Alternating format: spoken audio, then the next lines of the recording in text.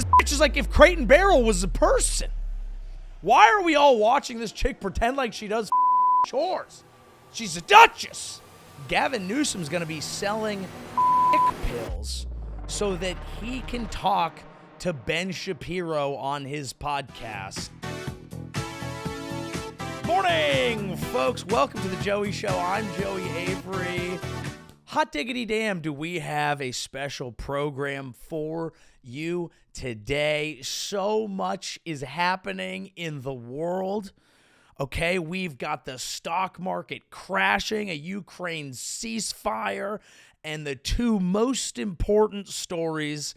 Gavin Newsom started a podcast and Meghan Markle has a TV show. We will discuss these, what implications they have on your life, and whether or not they will bring down inflation. Folks, we could talk market policy all day here. We could do tariffs, and I know that would fire you up because you come to this program for investment advice, and you should, and the answer is meme coins. But today I do want to begin by discussing Meghan Markle's new show and Gavin Newsom's new podcast. Now, I find these stories both interesting, and I tie them together a little bit because you might find yourself thinking, hey, these are a couple of relatively powerful individuals. One runs California, large state. You may have heard of it. The other is a duchess, the Duchess of Sussex. I don't know what that means. I don't have to know what it means, okay? My main reporting on the royal family we covered earlier was when I was accusing them of being the Boeing whistleblowers, but that was a long time ago. You would think these people are powerful. They've made it. They have everything that you need. Why would you want to become a podcaster and have a fucking cooking show? What are we doing?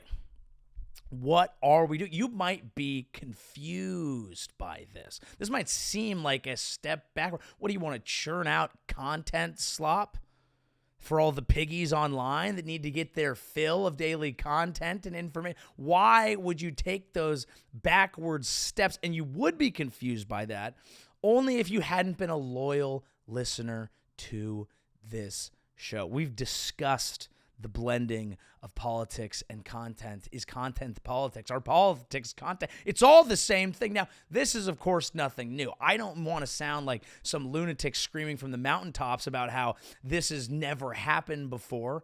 Okay, this has happened many times. Richard Nixon was elected because he worked with, at the time, prior to founding Fox News, Roger Ailes, who was a TV producer and was like, TV is how you reach people. Now, of course, it is the internet. But you would think, why would you take a step back? Okay, Governor of California, in the royal family. Both of them are looking at fucking call her daddy. Okay, both of them are looking at Alex Cooper and going, now that bitch has power. Now that's real power. How do I get my hands on that, Lord of the Rings? How do I parlay a successful content career into some form of energy drink? For the love of God, we all need to make an energy drink. And I think we can. I don't think that building brands is exclusively to the large, although they'll make the most money off it. I think at some point, as we all go down this path of making the entire online space a chance to build a brand and become a marketing tool and turn yourself into a brand that should be marketed, I hope to God that we can all start energy drink brands. I hope that my baby is born with an energy drink in its hand. I'm going to name it energy drink. I'm going to have a baby, and I'm going to name it after a beverage, and that beverage will be named after the baby, and they will be one and the same. I don't want to give birth to a child. I want to give birth to a brand. That's what I want. It's what we all want. Okay, it's what the Duchess wants. It's what the governor wants. We need to sell supplements and drinks, okay? Drinks that say, hey, we're using 20% less plastic in these hundreds of thousands of brand new plastic bottles that we just started releasing. But with 20% less, it's basically better for the environment. Don't you get it, you fucking idiot? Okay? Don't you understand? Our plastic is better. Okay? This is just where things are going, and it should. And it's a good thing. Okay? We will all have tiny brands. I'm excited for that moment. Now, I think Meghan Markle and Gavin Newsom shows will have differing long-term effects. That's why we're talking about it today. Yes, we could discuss the Ukraine ceasefire, but it's simply not as important to the overall world as these two fresh new hot pieces of content from our rulers and leaders. Now, I think, if you want my actual opinion, that Gavin Newsom's podcast will be successful long term. I'm not saying that dudes at the gym are going to be pounding it instead of Mr. Joe Rogan. I'm just saying that I think that format actually lends itself to show Gavin in a better light. I think that people have opinions about the state of California. They have opinions about him in sound bites, and sometimes it doesn't always go well. I think when you get him in a nice long-form dialogue, especially with people he disagrees with, his first episode was with Charlie Kirk. This will expose him to a new audience. It will allow him to kind of, I think, raise up as like a more centrist Democrat figure, which will piss off a lot of people on the left. I think the main soundbite from his first interview that everyone was going on about was him basically ceding some ground on the concept that trans participation in sports might not be a great thing, and people have their issues with that, and him platforming Charlie Kirk and all that. But those people are going to have those problems anyway.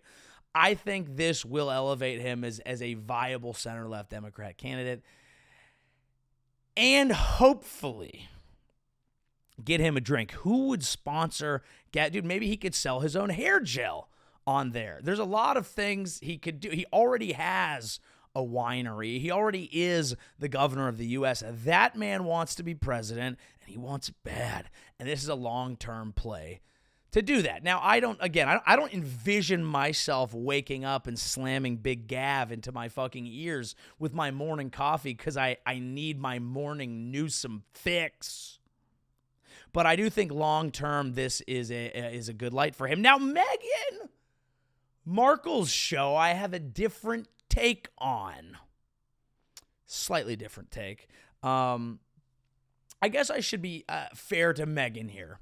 Because, you know, it's getting some heat online. Not anyone like... Well, there's probably some positive things. But yes, it's getting some heat online because it's fascinating. And I think that the perspective on Meghan's show goes somewhere from like some people being like, ooh, a fun light jaunt, to other people being like a tiny window into a truly sick, narcissistic, insane individual.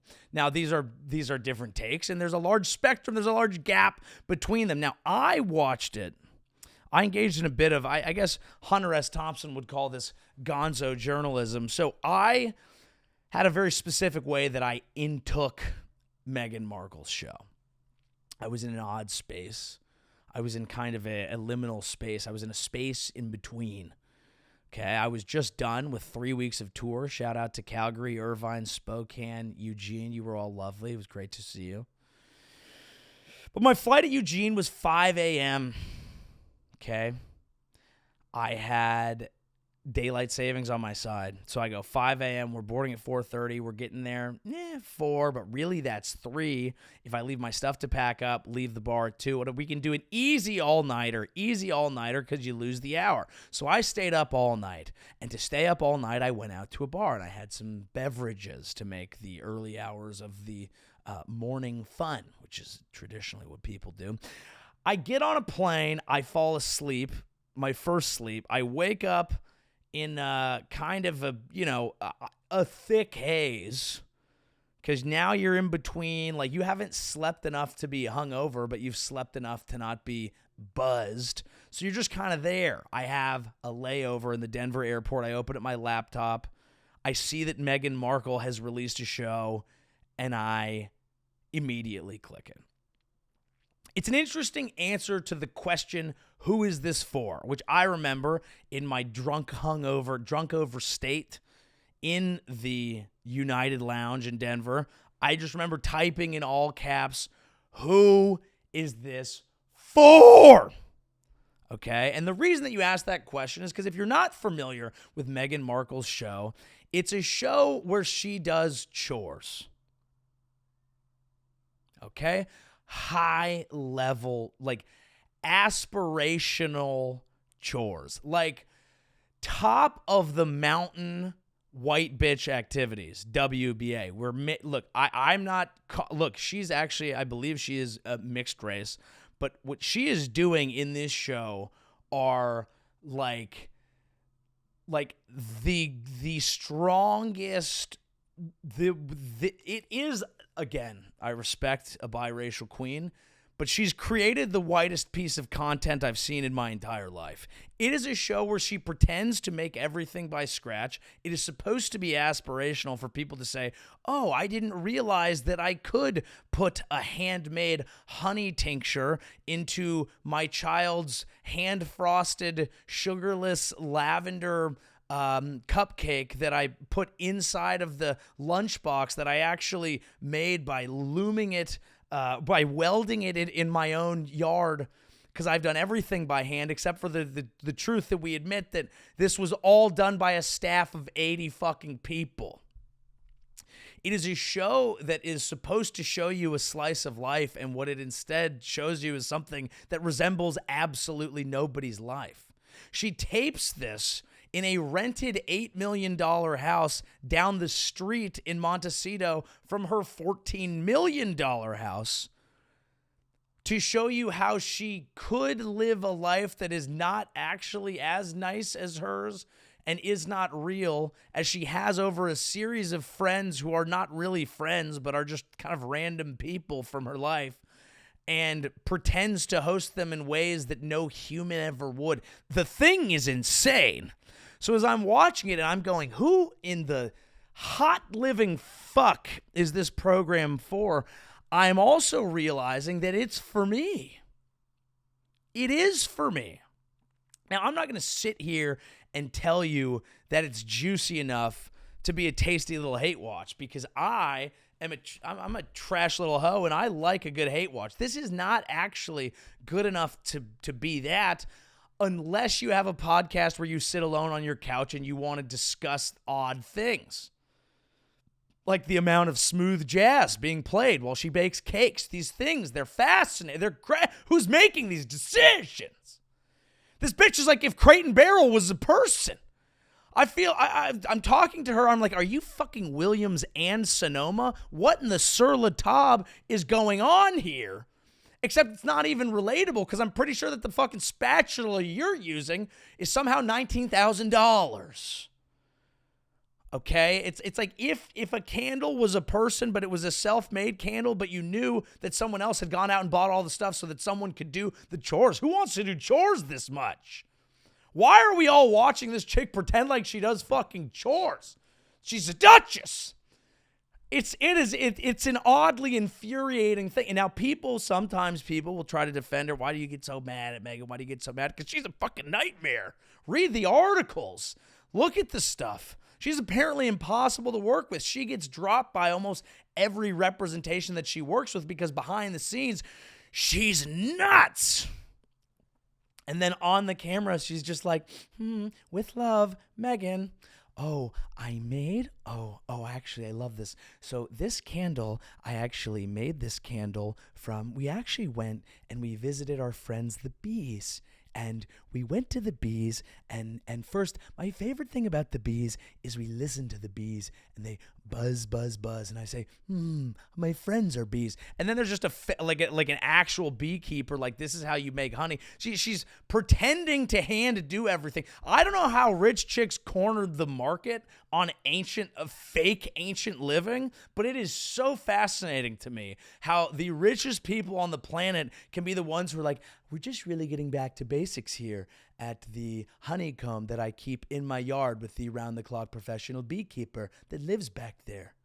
I just really want to connect and live like the natives do. Sometimes I go out and I do a rain dance. And if that doesn't bring rain, I actually have some members that I know from the CIA fly planes over and create rain clouds over Montecito. What is happening? It is truly fascinating. Now, I can't describe to you what it's like watching this in the Denver airport on 2 hours of sleep after being at a bar in Eugene till 2 a.m. Mind-blowing. Mind-blowing behavior. Now, there are little nitpicks. You could do like, well, it's like, she's wearing white all the time, bitch. You're in a kitchen. I mean, what's happening? But we don't that's fine. I think what's interesting to me is she clearly has always wanted some form of royalty. Okay? She pretends to have not known who Prince Harry was, even though that's been debunked. She got into the royal family. She tried to make it work in there. Then that didn't happen, so she pulled the nice little coup there. Now, I don't think that the royal family are cool people. Let's be fair there. Like, if I was her, sitting around a table of inbred former colonialist freaks, I'd probably have some thoughts. That's completely fair, and she's well within her rights to do that. But it strikes me that she traded in. She got a taste of that royalty, and she said, fuck, I don't want that royalty. I want the American royalty. I want the Michelle and Barack Obama Netflix deal, the true form of American royalty, which is signing a $100 million deal to create shit content for a platform that will regret it. That is American royalty. That's what you want. Are the Obamas going to deliver on their deal? No. Are these two going to deliver on their deal? No, aside from the fact that we're talking about it. Hey, maybe that's helpful. That's the new form of royalty. It's content, baby. But she's getting paid the big bucks. Gavin Newsom's going to be out here selling fucking, Blue Chew.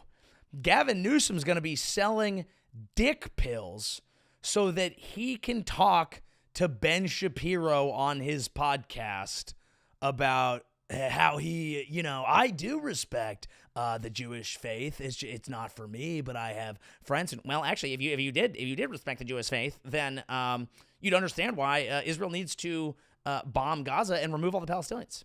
It's very obvious and very clear and very obvious to anyone that it's an unlivable situation.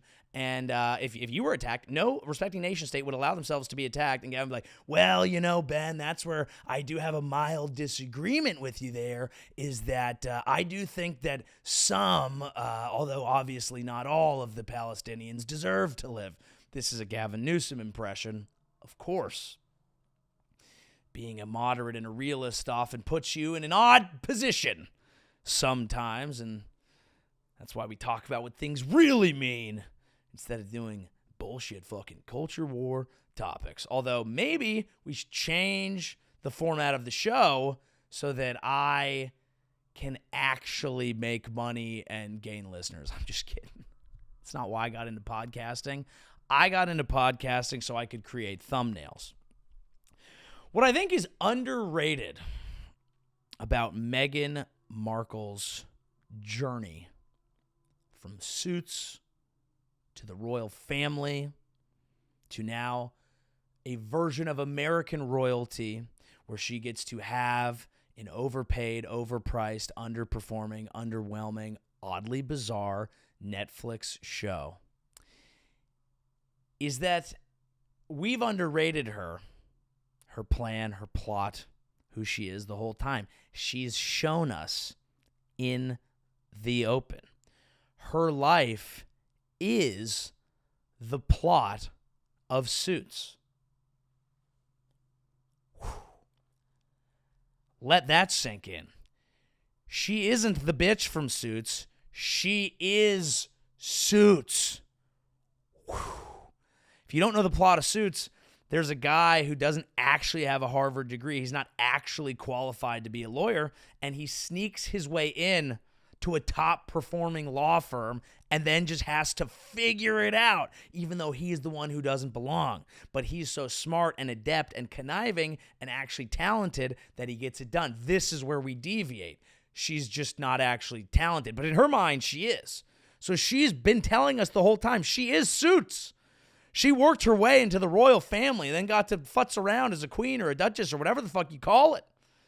Making it work, making it not, bungling things a little bit. Boom, that doesn't work. Let's move back to Montecito. American royalty, baby. Let's get the show. Now she's bungling her way through a Netflix show. Apparently has 80 goddamn staff on the thing. Signed a $100 million deal to create content for no one but the richest woman in the world. I mean, Martha Stewart's looking at that shit going, how do you have time to put tiny flowers on everything? You don't have to make welcome baskets for everyone in your house. I am fascinated by what she thinks friendship is. This is, let me just pull this up a little bit. We've got a couple clips here. She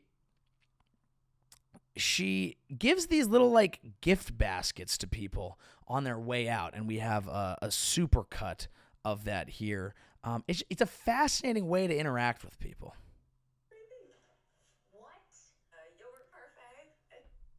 Everything. What? A yogurt parfait. But it's the same thing that you would give your kids, right? It just looks a little bit more darling. Do you believe my little donuts? You guys, I made those for you. You baked them from scratch? Yes. Oh, that's nice. How can I make the cream that you love? So I did a little bit of condensed milk and a little bit of half and half and added some nice vanilla bean paste and frothed it up. Oh my God. And I think you're going to love This is just, it's a fascinating way to interact with. Now, granted, I'm not an idiot. It's a show. You got to do things for the show. And the show is about doing chores at a high level. And apparently, that's what people want to watch. People want to watch a rich person doing chores that aren't actually chores, but is just stuff. She just brings people over to their house and she makes them work. I mean, for the love of God, it's like, if I went over to someone's house and then they're giving me a gift basket of like things that are like oddly specific to my life that they had handmade, do you know how much anxiety that gives me? I'm like, I don't want to burden you with that. Okay? You don't have to be hand making crazy things. I'd love to see like a dude version of this, like a guy version of this where like some dude... dude comes over to his boy's house and he's like, dude, fucking Skylar, bro, I know you've been cranking stick like a demon, all right? So what I did is I made you a handmade fleshlight. I made it from, it's all natural ingredients. It's an organic pocket puss, and it's just one of those things that I know you've been doing when you get home late at night and you're ripped off the binker and, and you get done playing Fortnite and you're just like, you're kind of dopamined out and you want like a little extra dump. And I thought like, dude, bro, let me do this for you. All right. That's obviously a disgusting example. It is nice to appeal to like things that people like, but it's like, at some point it's a flex. At some point it's, what are you doing to me right now? Like, what is this? What are you doing to me? Come on. Just came here to hang. Now, I like a gift. I'm not a fucking lunatic. I like a gift. I like a this, but a full, like, if you come over to my house, I will have handmade a gift. In the first episode, she does popcorn for a guy, but she's like, actually, what we're going to do is we're going to put the corn in a paper bag, and then she's just hand making popcorn. It's not, you don't even need to do that. She's reinventing things that we've already solved for. I'm not more impressed that you wasted time on something. But again, it's not wasted time. It's actually all the like simple little touches that make everything nice. And I am empathetic to that to a degree. It is small little touches. That is what's nice living with a wife. Dudes, we have a lot of, not everybody, but a lot of times we have a very utilitarian approach to the household. And it's bad and it's sad and it's not good. Female touches are very nice.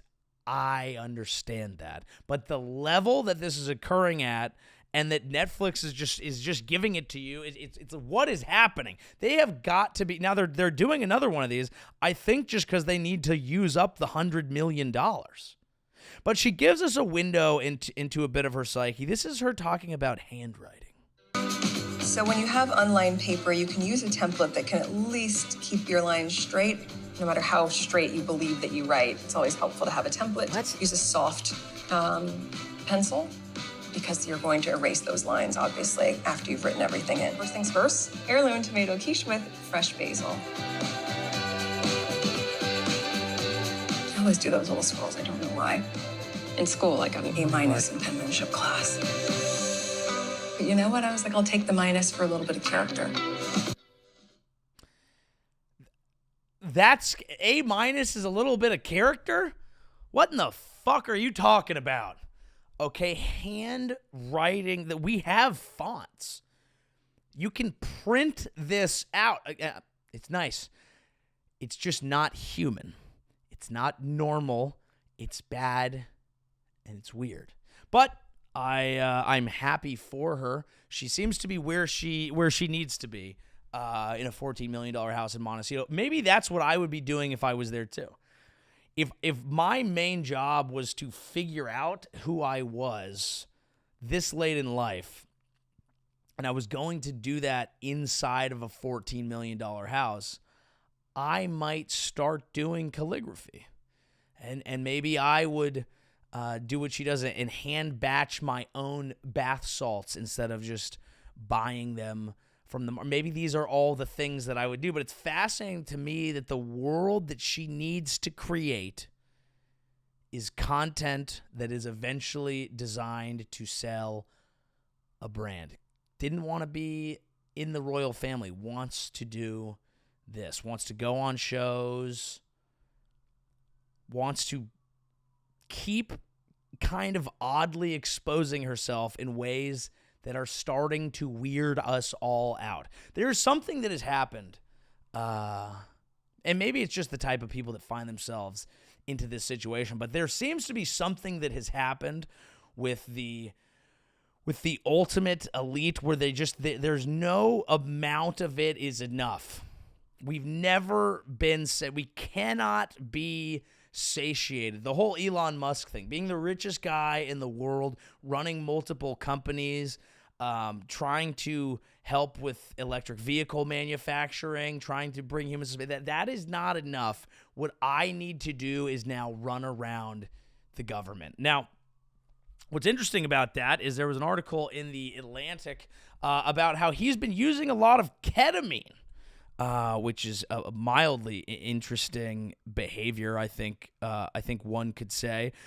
There's some reporting that I think is interesting about the use of ketamine and what it actually does to you, what it does to the human brain when you use it consistently. He claims to use it in a medical dosage, but potentially weekly. Now, those who used ketamine on average roughly 3 times a month, which is, that is less than he is, scored higher on a delusional thought scale than ex-ketamine users, people who took other drugs and people who didn't use drugs at all. Those who averaged 20 uses a month scored even higher. People believed that they were the sole recipients of secret messages or that society and people around them were especially attuned to them. Now, we've reached the point as a society where we have to reasonably ask questions like, what if the eccentric drug that the richest man in the world who bought his way into our government is using is not a good thing? Is that possible? Now, I'm going to zag on this because I think that's that's like the most people would be like, maybe you shouldn't be using ketamine all the time while doing this. Now, he's prescribed it, and as we know, doctors have never misprescribed anything ever to rich people. But I'm going to zag here, and I'm going to say I'm not using enough ketamine. I think that's my problem, okay? I think that if you want to make it, I was going to say in this industry, but now I'm thinking in this world, the best way to do that is to self-induce a mild psychotic state through the use of ketamine that makes you think you're special and receiving messages from other entities because, one, who says you're not? Could be in tune with the horse god. The horse god never says, nay. He says, keep doing ketamine and run the government, dude. You do need a level of delusion to really get humming in this economy. Okay, the amount of delusion that it takes to really be like, yes, I deserve to be an actress. Yes, I deserve to be a royal. Yes, I am better than the royals. I deserve a Netflix deal. You need a little K energy. I'm not saying she's on ketamine. I'm just saying that would kick the show up to the next level. The problem that I have with that show, not to go back on it, I know we've spent a lot of time there, is that it's evident to me that there is a darkness within her. There's a little bit of a she's a little twitchy. She's a little like everything is like so perfect. It's It's very, it's so perfect. Everything's perfect. Look how everything's perfect. Isn't it perfect? Why wasn't it perfect? Take her out back and kill her. I just want to see her snap one time. A light snap, a nice snap, a little visual. That might be good. Okay? What also might be good? Consistent hard drug use. Not because it's probably not helpful for you on on a spiritual level, it is for a bit because you get into fun things, you get in tune with stuff, but eventually you end up like one of these dreadlock whites who's rapping at their own wedding. Have you seen these people? Have you seen the ketamine whites that rap at their own weddings? Okay, they're bad at rap. They're bad at music, but they have messages and they're supposed to be nice. Oh, man. I don't know if I'll be able to find this. She goes, oh my God. We should rap the wedding vows. Weeks before hip-hop artist Aaron Mariah Sawyer said, I do, in their front yard, they decided to rap their wedding vows. And that's how we met, was through hip-hop and rap, so... Hip-hop is interesting. They wanted to surprise their 100 wedding guests, so after their paper vows, they broke the tradition with a beat. And the bride and the groom went from love to lyrics. And 1, 2, 3, boom! Do you want something real? Will you always tell me how you feel? Will you love me every day? You bow your head and pray. Shortly after the September wedding, the newlyweds... I mean, look, it's odd, but it's well-meaning, and it's not good music, and I wouldn't hang out with... And I can smell the video, right? And you never want to be able to smell the video. But they are having fun. Right? They are having fun. And that's actually what's worried me about Elon recently is it's like, he went out with the chainsaw on stage, and that looked like he was having fun. But then I was on the subreddit Watch People Die Inside, and I saw this. The caption here is, when you realize you might have just thrown away your empire all just to own the libs. Let's watch this is where I'm worried he's not having enough fun. Which is why I'm thinking more ketamine is what I would go with. You giving up your other stuff? I mean, how are you running your other businesses? With great difficulty.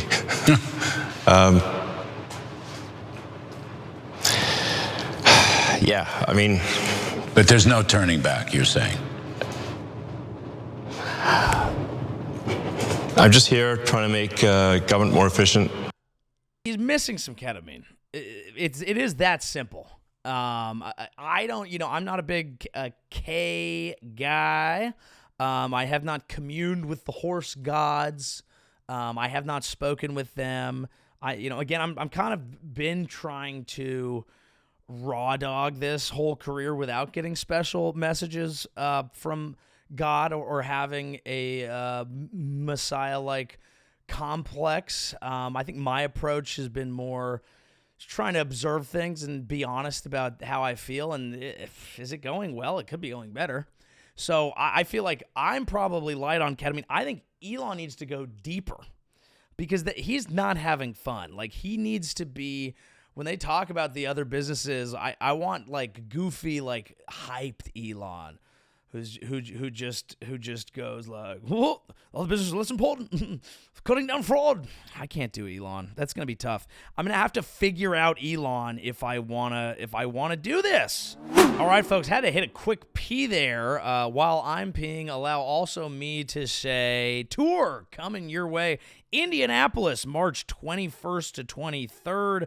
Zanies in Rosemont, Illinois, April 4th and 5th. Downtown Chicago, 6th. Pottstown, PA, April 12th. Providence, Rhode Island, the 18th to the 20th.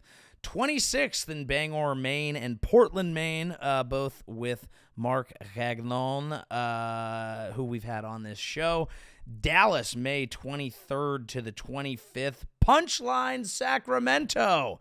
Coming back to Sac, June 4th. Punchline, San Francisco, June 5th, 6th, 7th. Get those tickets. Those are going to be flying. Might be shooting something special there. We will see. St. Petersburg, Florida, July 11th and 12th. Charlotte, North Carolina. Right now is late September, but it's going to move to October. And then Levittown, New York, October 3rd and 4th. And we got more coming. So many hot shows, folks. Don't forget to check out the merch collection, the corporate collection, shirts, hats, all that beautiful shit. Starting to run low on those, so if you want to grab them now. Let's get back to the show.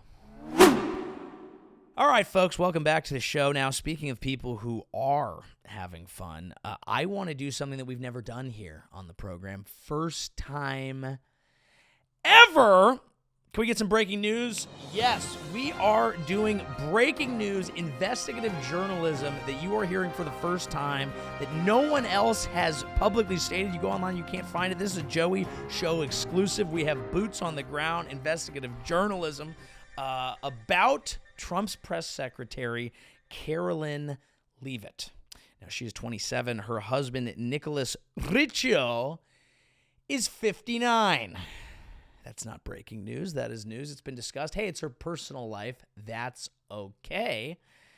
But rumblings inside Republican circles, per our knowledge and our sources that we cannot divulge, tell us that how she met this 59-year-old, as she is 27, and subsequently had what is known as a shotgun marriage in the biz, because they proposed during a window of time when she must have been pregnant, according to mathematics. She may have met this husband of hers because it's her dad's friend.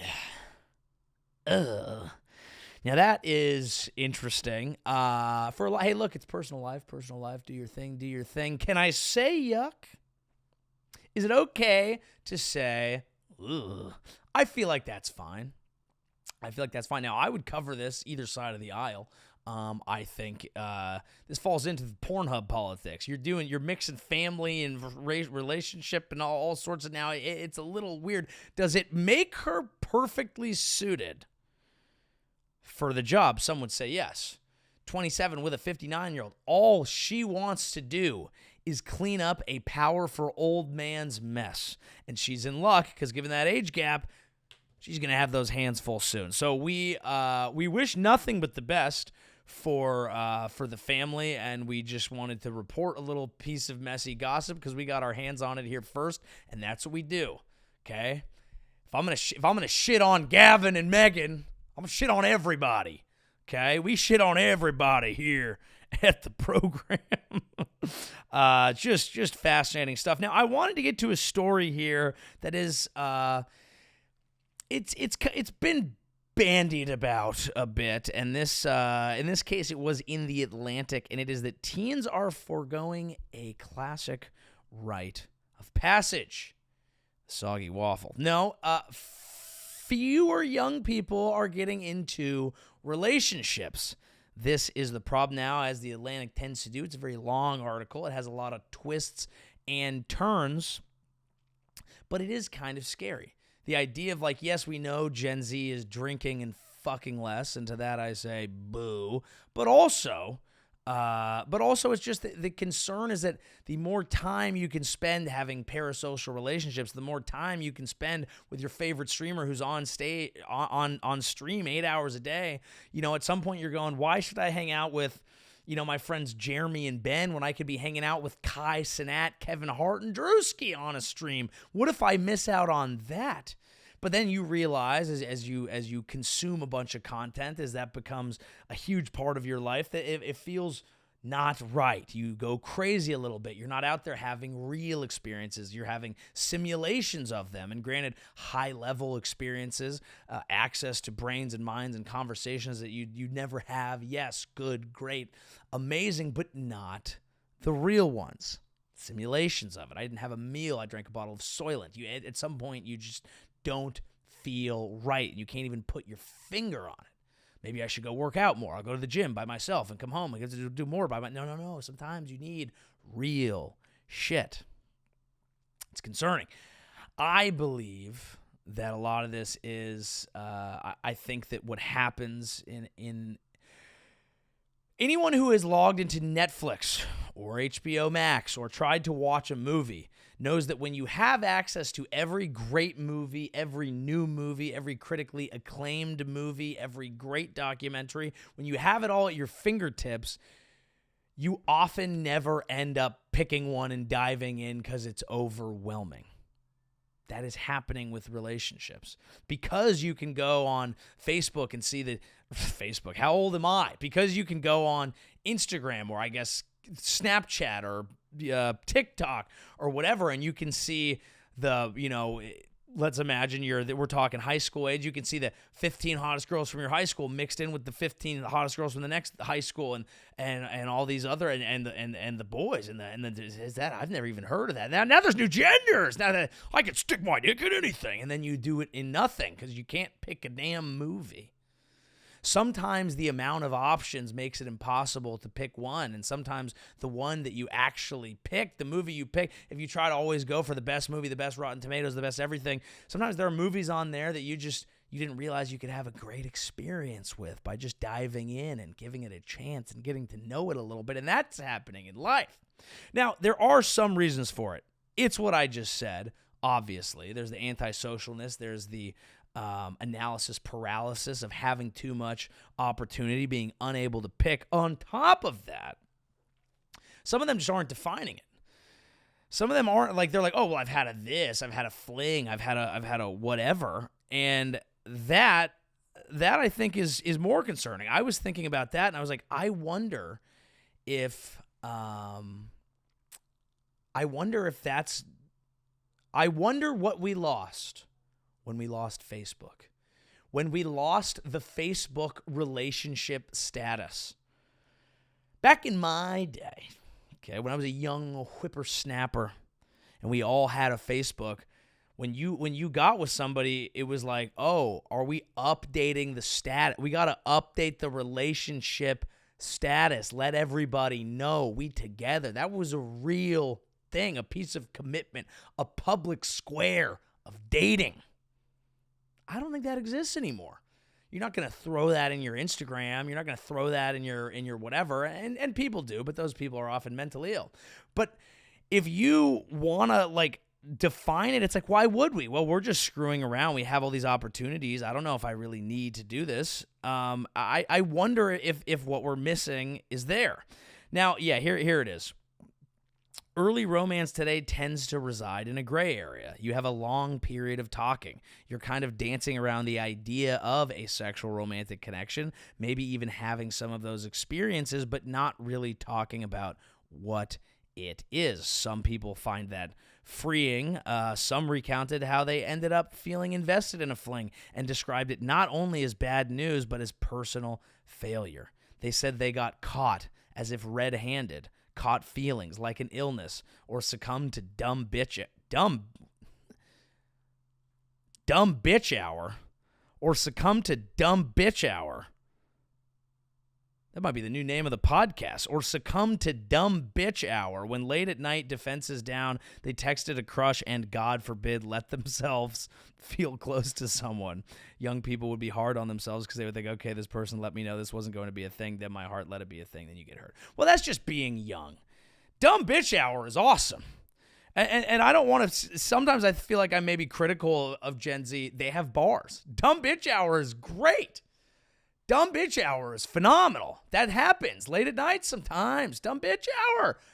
You're 14. You're full of hormones. You're texting your 14-year-old who's also full of hormones, and you're like, I love you, and you get nothing back. I'm such a stupid fucking dumb bitch. And you just go crazy. You cry into a pillow. You lose your fucking mind. It's a wild age. You're learning how life works. And guess what? Dumb bitch hour doesn't go away. We all get a little silly, a little kooky, a little strange. That's okay. Dumb bitch hour. That's a podcast. I'm sure it already is a podcast. I don't think I could name mine that, but I'd like to name mine that. Now, that is awesome. So there's a lot of reasons for it. Some of it is undefined. Some of it is the internet. But I really think it's Facebook. I think that the Facebook relationship status going away has been a problem. Now, you also have a new realm of relationship discourse, the way people talk about things, the way we define things. Famous rapper Doechi weighed into this conversation here on a Hot Ones. Okay, what's my biggest dating red flag? Is it being on the DL? You're on the right track. I have my answer. Is it close enough? You want to guess one more time? What would be a red flag for me? Bad music taste? Oh, that is a good one. Because that's one for me. That is a good one. Like, But that's what not do you what mean I put. you don't listen to Michael Jackson? But okay. Okay, this is a huge red flag for me. All right. You know what's so crazy? I was going to say men.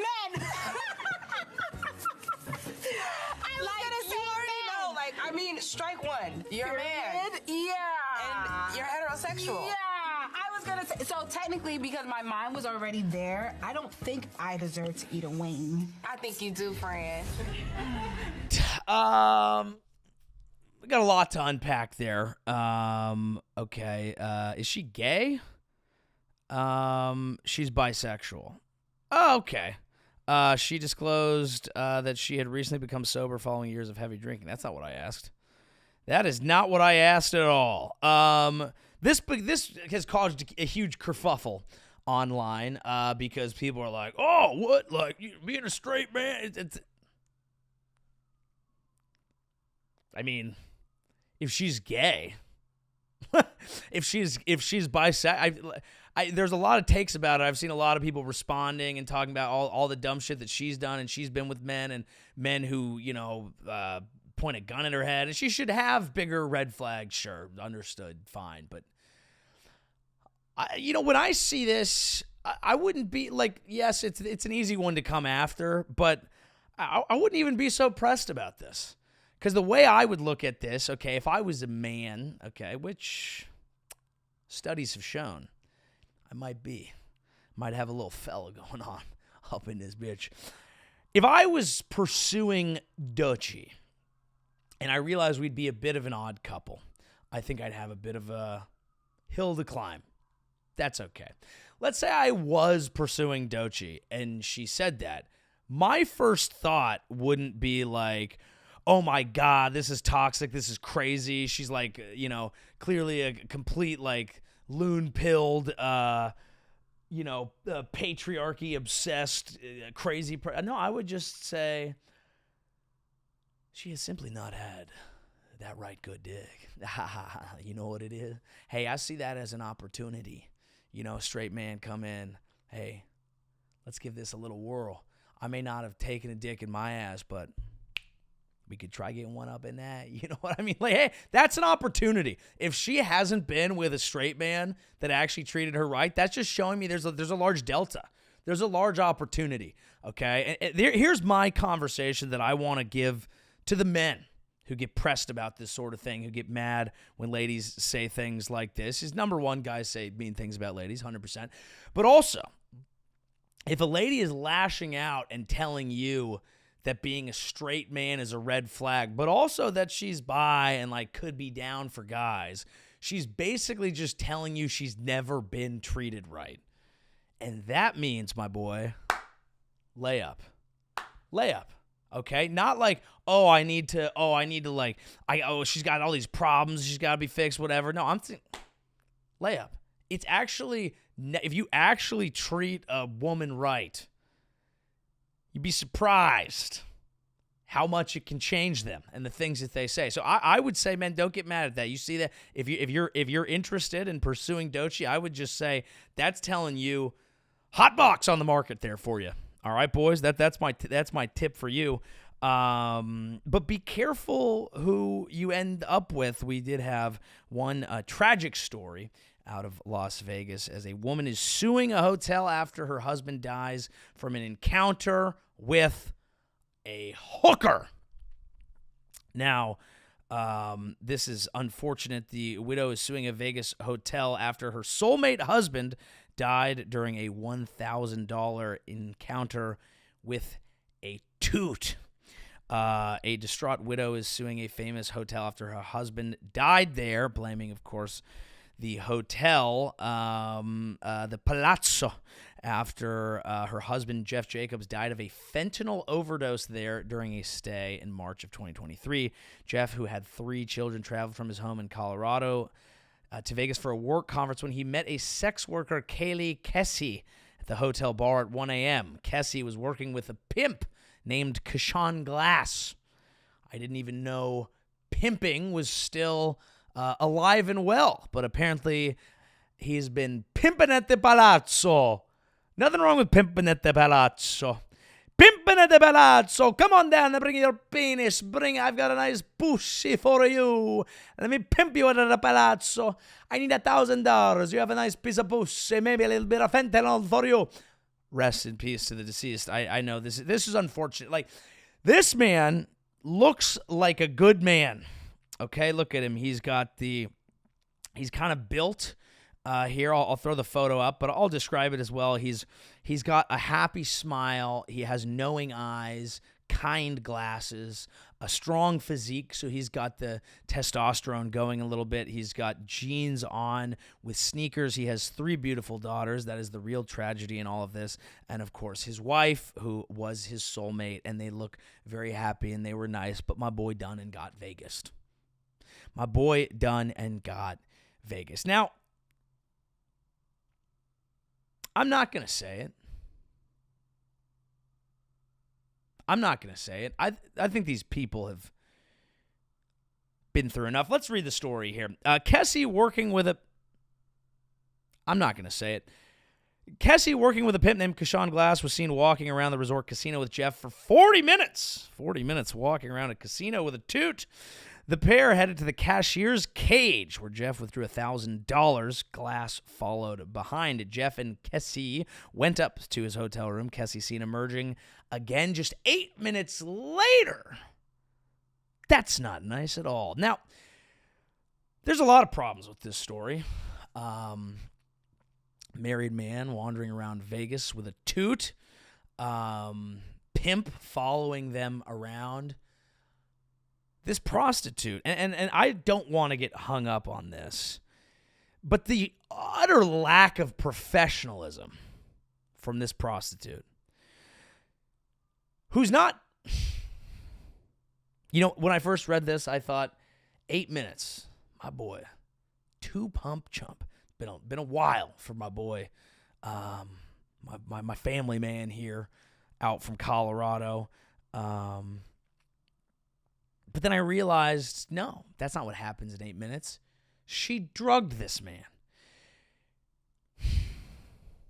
It's the oldest profession, and you get paid $1,000. This is not a bad-looking guy, okay? He's got the physique. Yes. Jeans with running shoes is a red flag. Look, you're a toot. He's not going to be Rico Suave. Okay? Yes, he's not a fun... You're not looking forward to making coitus with this man for a measly 1,000 bones, but you didn't have to drug and kill him. There's supposed to be honor in the whoring society. I believe that's what Honora was about. Jennifer, who described Jeff as her soulmate and twin flame in his obituary, grew worried when she hadn't heard from her husband. A few hours later, she contacted the hotel several hours later for a welfare check because he had not responded to her messages. Hotel found him unresponsive and slumped on the bathroom floor. He died of a fentanyl overdose and had been robbed by Kessie. Jennifer and her daughters have now sued the Palazzo's owner, Venetian Casino Resort, claim they're partly to blame for Jeff's death. The suit alleges the Palazzo security guards should have warned Jeff that he was being followed by Glass while chatting with Kessie. Kessie and Glass had a history of targeting hotel guests to rob and victimize them. That casino operators were well aware of the suit. Claims you can't allow the pimping in the Palazzo. Oh, mamma mia, there's pimping at the Palazzo. Oh, when the poon hits your eye like a big pizza pie, that's a fentanyl. It's an overdose. When the whore walks around with the pimp at your door, that's an overdose. Oh, no. This is a very sad story. I don't mean to sing it. It's just when it's Italian, you can make it fun. It's very, very, very upsetting stuff here. A guy can't go toot in safety. Here's another photo of Jeff and Jennifer in happier times. The couple met in North Dakota in 1990 and later moved to Colorado. I have no doubt that he was a lovely and nice family man, and I have no doubt that she could have hit a Pilates. I wasn't trying to say that. Just one. Okay, but everyone has different... This is a sad story, and we're here to be sad. Let's read the... Oh, goodness. I don't mean to... Okay. So the obituary here reads, Jeff Jacoby ran home to Jesus on March 1st, 2023.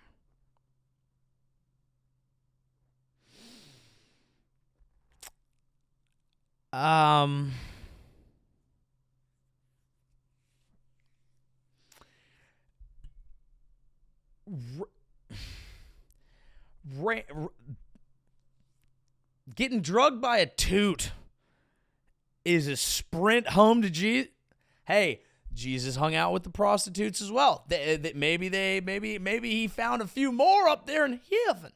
We all sin, and I understand that, and this is, and I feel very bad for, this is a comedy program, so we have to make light here. I feel very bad for her because he does seem like he was a good father, very involved, and he loved her, and he just, you know, we all sin, and what is not Jesus but someone who can absolve us of those sins, and Jeff after trying to get a quickie with a toot there in Vegas, he ran straight home to Jesus, and I hope he is better now, and I hope they win their suit.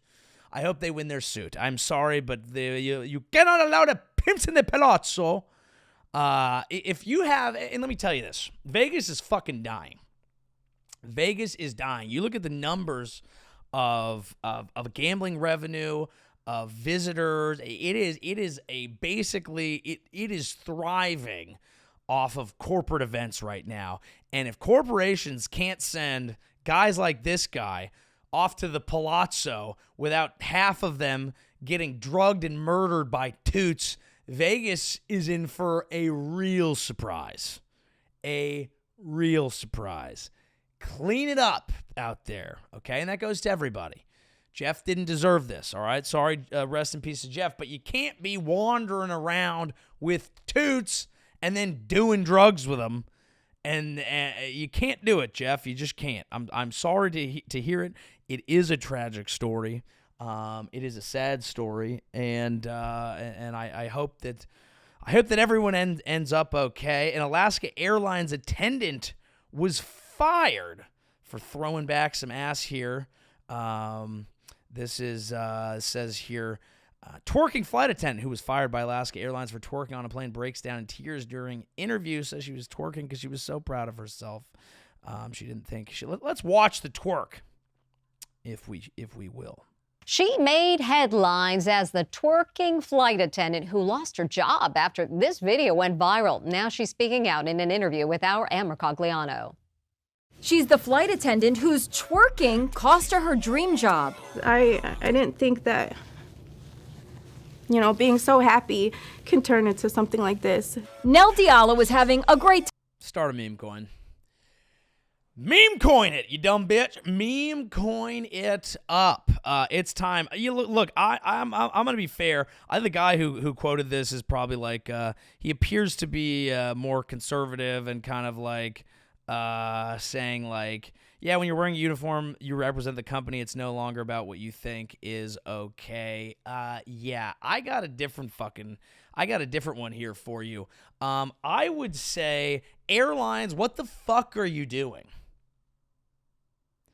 What the fuck that's a modest twerk. That was a mild booty flirtation. That was a cheek flip. That was not a full, that was not an ass, face down, ass up, throwing box in the middle of your precious Boeing. Guys, we got planes landing upside down in Canada. We got doors coming off of planes. We're looking back at the heyday of airplanes. They forced the flight attendants to twerk. Are you stupid? Get it through your thick fucking skulls. This is good for you. Good for you. Attractive flight attendants throwing ass used to be the American way. That's when flying was safe. And when it wasn't safe, people didn't care because it was sexy and dangerous. Bring back SIGs. Just kidding. That would actually bother me. But there was a different time. Flying was you wore a suit, all right? Ladies were hot. You wore a suit. You're smoking cigs. You're drinking Scotch whiskey all the time. And it was fine because it was a different time. And no one, you were supposed to be drunk. You had to be drunk. Being a man meant being hammered. Now, it's too far to go back to that. We can't go back to that. You can't just wander around drunk all the time. We've realized it's bad for your health, your relationships, your longevity, your interpersonal relations. You can't just wander around drunk all the time, I've been told. But back in the day, you had to. That was the whole point, okay? You would wake up. There were presidents, okay? People used to run the countries. They would wake up, their doctor prescribed them a little nip in the morning just so they wouldn't hit their kids. And as long as they stopped, after that one, it remained that way. And then some people kept going, and then they actually hit their kids more. And then this is why it's too volatile to bring it back. But there is a romanticism to everyone being drunk all the time, because it just seems cool-ish. It's like you're adding a little, it's like adding a filter to life. And it starts off very cool and romantic, and we like watching it on TV because we're like, oh my God, Don Draper, he's the smartest ad man in the world. And he's drunk. And everyone loves someone who left a little bit more on the table. Everyone loves someone who's like, actually, yeah, he's the greatest dart player in the world. And he has a crippling crystal meth addiction. And he fucks dwarves. That was mean to dwarves. I didn't mean to do that. Look, I'm just saying that when you have some sort of imperfection, people find it more relatable. They find it more interesting. They find it real. They find it to be cinema. And this is something that clearly the idiot fucking producers of Meghan Markle's show don't understand. Because if you leave us wondering what the dark side is, we're going to see it in everything. And when I see you wrapping a tiny little bow on a piece of handmade cellophane fucking plastic that you somehow have a natural plastic loom in the back for, that we don't know you actually have an underaged worker looming for you, we are left to make those inferences ourselves. So look, nobody's perfect, and when people pretend to be, I think it gets frustrating. That's why I think Meghan Markle's show will fail. Although, yes, she did admit she got an A-. I think it's why Gavin Newsom's podcast will help him, because he's good in long form. And it's why I think poor Jeff Jacoby didn't deserve to die for simply trying to rip some Fenty with a toot in a land called Sin City. And then he ran straight to heaven. Ladies and gentlemen, that has been the show. Thank you so much for listening. I really appreciate it. Please like and subscribe on the new YouTube, trying to get it up off the ground. If you're on Spotify, Apple, leave a rate, leave a review, do your thing. JoeyAvery.com/live for upcoming tour dates. And joeyshowpodcast@gmail.com if you want to send anything in. If you have stories you think we need to cover, if you have personal advice that you'd like to hear from us, we're all ears here. And we thank you so much for your ears. Thank you so much for listening to the show. Good night. Thank God I have a podcast.